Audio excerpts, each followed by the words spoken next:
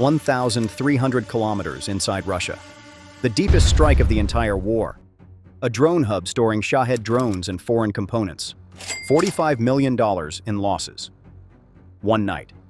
This is how Ukraine shattered Russia's confidence in its own rear defenses. This wasn't just another strike. This was a message delivered over 1,300 kilometers, deep inside Russian territory, far beyond what anyone thought possible. The target, a critical drone logistics hub in Tatarstan. The result, $45 million in losses, strategic disruption.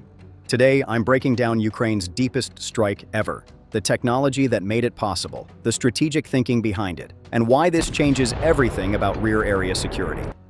Let's dive in. The Republic of Tatarstan, deep inside Russia, more than 1,300 kilometers from Ukraine's border, a distance that should guarantee safety. In the settlement of Kazan, a critical facility operated, used by Russian forces to store Shahed-type drones, and foreign-made components used in their assembly. This wasn't just a storage site. This was a node in Russia's drone warfare supply chain. Shahed drones, originally designed in Iran, supplied to Russia under clandestine agreements. Locally renamed Geran 2, these drones have been central to Moscow's strategy of attrition, forcing Ukraine to expend expensive missiles to intercept low-cost threats. The Shahed series demonstrates ranges of 1,800 to 2,500 kilometers, putting cities across Europe within potential reach. Each drone costs roughly $20,000 to $50,000, creating a cost imbalance Moscow exploits. To sustain high-frequency attacks, the Tatarstan hub stored assembled drones, imported electronics, power distribution systems, everything necessary for drone maintenance and deployment. Destroying this facility would disrupt the operational cycle. That enables Russia to launch wave after wave of attacks. Ukrainian defense sources indicated the platform used.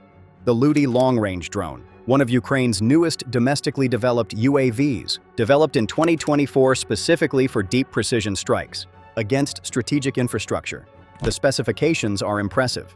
Wingspan, approximately 6.7 meters. Length, 4.4 meters. Takeoff weight, between 250 and 300 kilograms. Payload capacity, up to 75 kilograms. Enough for specialized high-explosive charges, intended for hardened logistic structures. Speed, reaches 200 kilometers per hour.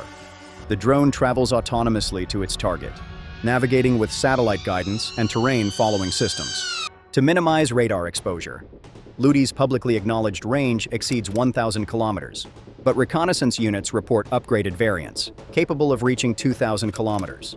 These enhanced distances are rarely acknowledged officially, but the Tatarstan strike is consistent with extended range variants.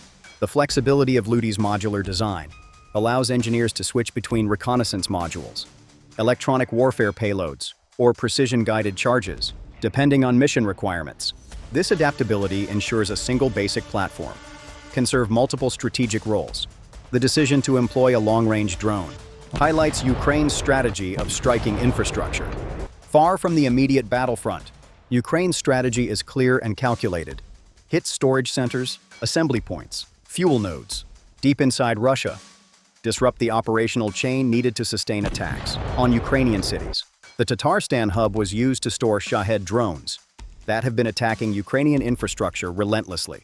Russia continues to import components, assemble Shaheds domestically, deploy them against Ukrainian civilian infrastructure, specifically targeting power facilities, refineries, rail systems, fuel depots. According to international monitoring, Russia has conducted thousands of attacks on Ukrainian energy sites since early spring. These strikes aim to overload Ukraine's air defense systems, while degrading its ability to generate and store electricity. Because of these threats, Ukraine increasingly focuses on eliminating the sources rather than only countering attacks. Targeting logistics hubs, assembly plants, component depots, disrupts the cycle that enables Russia to launch wave after wave of Shahed attacks. The destruction of the Tatarstan site speaks directly to this strategy. By cutting into Russia's deep rear infrastructure, Ukraine reduces Moscow's ability to sustain prolonged drone campaigns.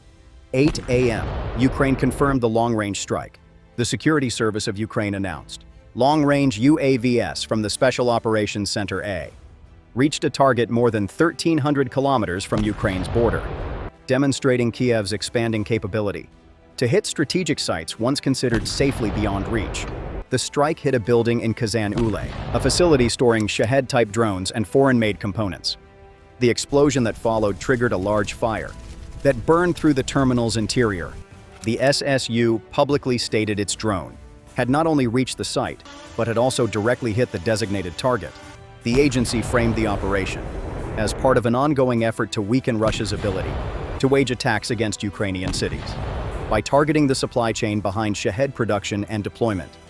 The SSU emphasized that storage hubs like the one destroyed remain legitimate military targets because the drones stored there are routinely used to strike Ukrainian territory. Ukrainian intelligence has long assessed these deep rear terminals as critical nodes. In Russia's drone campaign, the decision to hit this site followed sustained monitoring, pattern analysis, satellite tracking to identify when the facility housed the highest concentration of operational drones and imported assemblies. The fire that erupted after the strike consumed critical supplies, including assembled drones, imported electronics, power distribution systems necessary for drone maintenance. The financial loss was staggering. One defense assessment placed Russian losses from this single strike at approximately $45 million, accounting for infrastructure, supplies, stored Iranian-designed drones. The strike also exposed a recurring weakness in Russia's air defense posture. Despite having layered systems covering sensitive industrial regions, Russian radar stations failed to detect or intercept the incoming drone. Analysts believe Luty's terrain following mode enabled it to fly at altitudes low enough to bypass radar coverage, while its composite airframe reduced radar cross-section. This gap highlights a broader issue. Russia's deep rear facilities remain vulnerable to low-signature, low-altitude drones, traveling long distances. When Russia's supposed safe zones prove penetrable, Moscow must reconsider how it allocates air defense resources. The geographic expansion of Ukrainian strike capability forces Russia to defend a much larger perimeter, stretching its interceptors and radar coverage thin across thousands of kilometers. Ukraine continues to expand domestic arms production, accelerating development of drones like Luty, integrating Western technologies where possible. These advancements reflect a transition in warfare, defined by long-range unmanned aerial vehicles, loitering munitions, precision deep strikes. This strike sent multiple messages simultaneously. To Russia, distance alone cannot protect your military assets. To Russian civilians, the war is not confined to distant battlefields. To Ukraine's allies, domestic weapons development is succeeding. To the world, Ukraine can project force deep into enemy territory.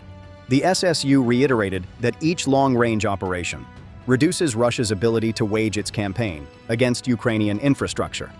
The Tatarstan strike demonstrated both reach and precision. It illustrated the growing maturation of Ukraine's drone program, with Russia continuing to attack civilian energy nodes, fuel bases, transportation networks. Ukraine's counter-strategy focuses on dismantling the logistical backbone that enables those attacks. The Luty drone now stands as a defining element of Ukraine's evolving drone warfare doctrine. It demonstrates that Ukraine can strike well beyond front lines, hitting targets essential to Russia's long-range strike campaigns. The operation in Tatarstan shows that Ukraine is not merely defending itself, it is reshaping the battlefield by projecting force deep into enemy territory. As the fire in Kazan burned through the morning hours, the outcome was clear. Ukraine achieved its objective. Russia suffered a significant setback. The losses totaled roughly $45 million. But the blow to Russia's confidence in its rear area defenses was equally severe. Ukraine's message was unmistakable. If Russia launches drones toward Ukrainian cities, the facilities enabling those attacks will face consequences.